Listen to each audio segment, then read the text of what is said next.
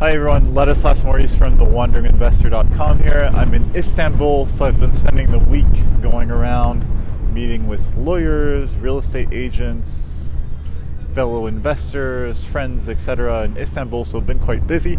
And I just want to take a moment here to discuss the Turkish Citizenship by Investment option. So for those of you who don't know, it's a very interesting program. So there are two ways to go about it. One, you can deposit $500,000 USD in a Turkish bank and earn interest.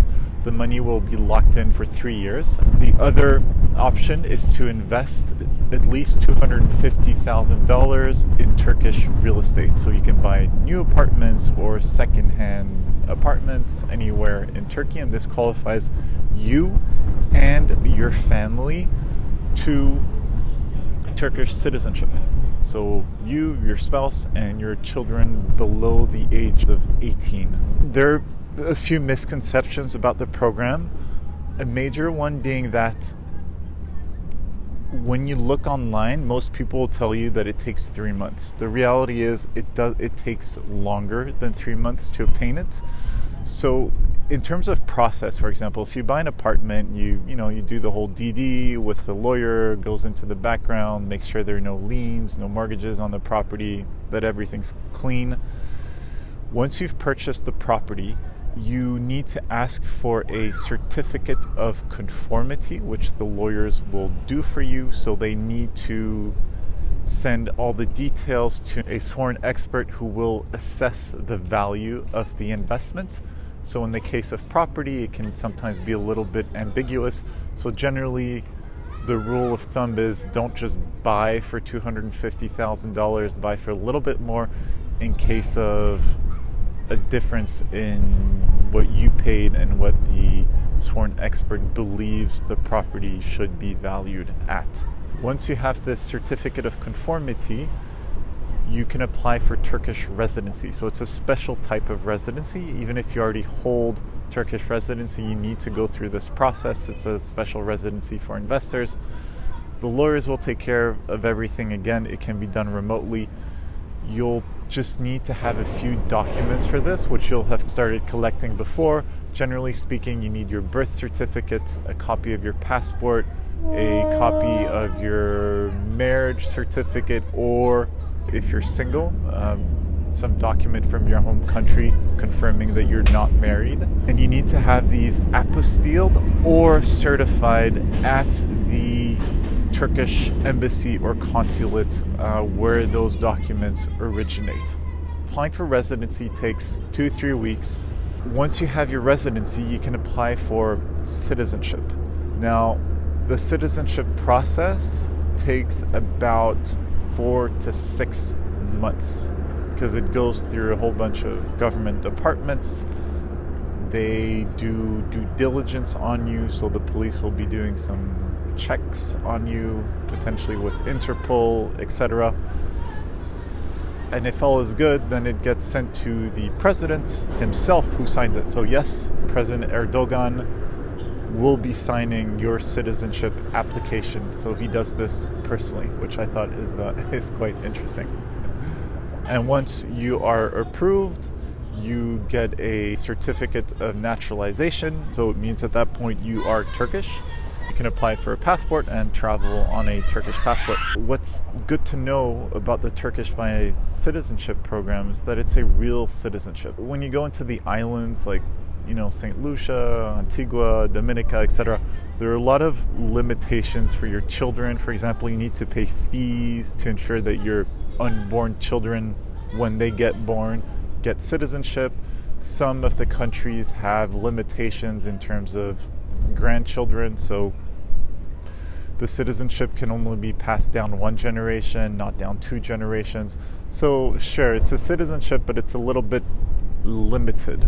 The Turkish one, it's real. So, as long as you fulfill all the requirements, this citizenship should be able to go down the generations with your family, which is really appealing.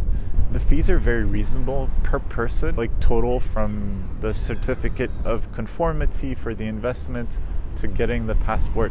You're looking at fees of between $1,000 and $2,000 maximum per person, plus legal fees. typically that's a few $1,000s for the application as a whole for you and your family. I think it's a very viable option for people looking for a plan B and to get a quick citizenship, and who also don't want to waste money as they do when they buy something in the Caribbean, for example. It's just a donation and you never see that money again. Here you can actually get good real estate. I've done some content on this already. Just make sure that you don't buy into all these new developments. They are almost all of them overpriced, especially the ones that get marketed to foreigners. They're flashy, they're pretty, but you're just overpaying. You'll never see that money again. It's a complete waste of money. I saw the difference when I presented myself as a customer, where I had a great story, blah blah, and then when I went to these same developments and presented myself as an agent, then they rolled out the red carpet and they were telling me if I bring customers, I could get commissions of 6 to 10%. So generally in life, if you're buying real estate and the agent selling it to you is making 10%, and there are other agents behind, like the other people are also making money, the product that's being sold is not the actual property, but you are the product.